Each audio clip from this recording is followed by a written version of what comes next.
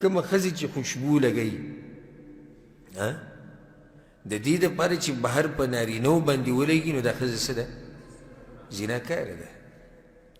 ما د دې زنانو د خوشبو دا مسله د سوالاتو جواباتو په نشست کې تفصیلا بیان کړې وه، که تاسو ته یاد دی. اوس به ته بیا بیان کړم، داسې نه چې په هر زنانه باندې دا فتوا ولګوي دا زیناکاره ده. د فتوو مشینان موږ سره څه دي؟ ډېر دي چې حدیث واوري به ټکه به فتوا لګوه. حدیث کې وی راغلي زنانه چې خوشبو لګوي دا په یو څو قسمه دي. دا زنانه واضحه شوه کومې ته چې زیناکاره ویلی شوي. دا کومه یوه ده؟ خوشبو یې لګولې ده په دې نیت چې په نارینه ولګي، دا زیناکاره ده. دویم هغه زنانه ده، مسلې ته غوږ کېږدئ، دویم هغه زنانه ده چې خوشبو یې ولګوله په دې نیت نه چې نارینهو باندې لګي، خو بس خوشبو یې ولګوله او بازار ته لاړه، نو دا ګناهګاره ده. دا څه ده؟ ګناهګاره ده، خو زیناکاره نه ده. درېیمه هغه ښځه ده چې هغې خوشبو ولګوله خو ګاډي ته خیږي بیا به د ګاډي نه کوزېږي، نو دا جایز دی، دې کې څه حرج نشته، ځکه چې دا په پردو باندې دا خوشبو ونه لګېده. ښه دلته داسې کیدی شي که اوس د دې ګاډي اکسیډنټ وشي او بیا خلک راشي مساعدې له او مرستې له، د دې زنانه چې کومه خوشبو لګولې د هغه په بعضو نارینهو باندې ولګېده، نو د دې د لاسه نه ګناهګارېږي. ولې نه ګناهګارېږي؟ ځکه چې دا خو اضطراري حالات دي او د هغې نیت دا نه و.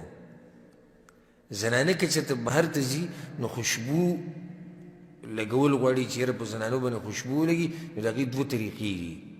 دا نه چې شریعت خوشبو منع کړې ده بلکل. یو طریقې دا دی چې ځان سره دې دا خوشبو ویسي، کوم ځای ته چې ځي هلته دې بیا ولګي.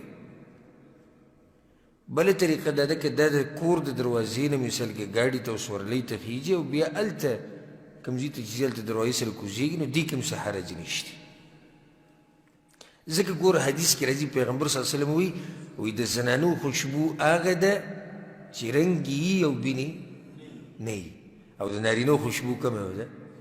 بینې یي خو رنګ یې نه یي. نارینه سره دا رنګونه منګونه مزه نه کوي او خوشبو صحیح ده، خو زنانه که داسې خوشبو ولګوي چې رنګونه پې یي دغه یي، نو خو هسې هم نارینو ته نه ښکاري پردو ته، خو چې خوشبو یې نه یي چې په لاره باندې ونه لګي، د دې نه هم فتنه جوړېږي. نو په دې مسله ورسېدو که نه. وعن ابي بن كعب رضي الله عنه، ابي بن كعب وایي د خوشبو دا مسله هسې یو خبره مې زړه ته راغله، د دې نه به هغه خلک بلکل بېغمه وي چې چا په خپله چې ته خوشبو نه دي استعمال کړې، نو هغوی زموږ ښځې به څه استعمال کړي. دا بعض روپۍ خرچه نه کوي که نه، داسې ته په ژوند کې خوشبو نه وي لګولي، قدرتي خوشبو ترې روانې او په هغې دا خلک تنګ کړي ټول. نو هغوی چې زموږ ښځې به څه خوشبو ولګوي، موږ چې د په ژوند کې نه دی لګولي.